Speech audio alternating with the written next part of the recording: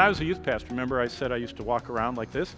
I used to walk around as a youth pastor, and I set up with my students, every one of them, I said, when I see you anywhere this week, the first thing I'm going to ask you is where you are in the Bible, and I want you to tell me what you've learned in the Scriptures.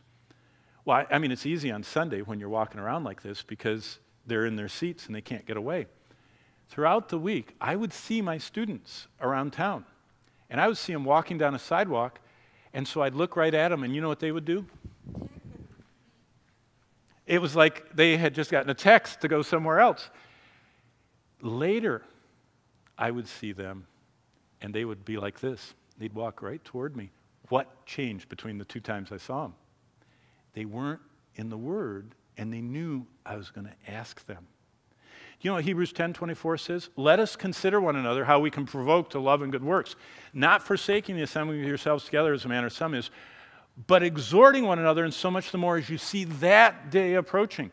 All of us are supposed to be like youth pastors on the sidewalk, and we're supposed to go up and say, what's the last verse you memorized? Could you share it with me? How is God using that in your life?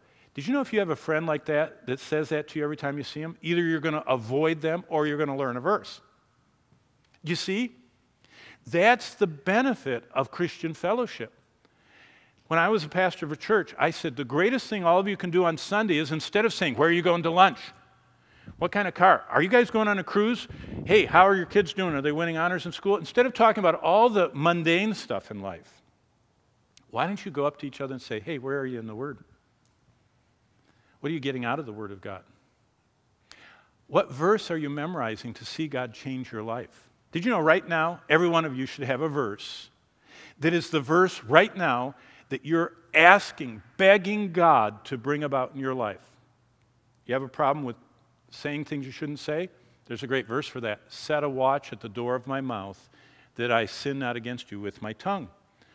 You have a problem with, maybe going into the dark parts of the internet? There's a verse about that. I will set my eyes upon no wicked thing, Psalm 101.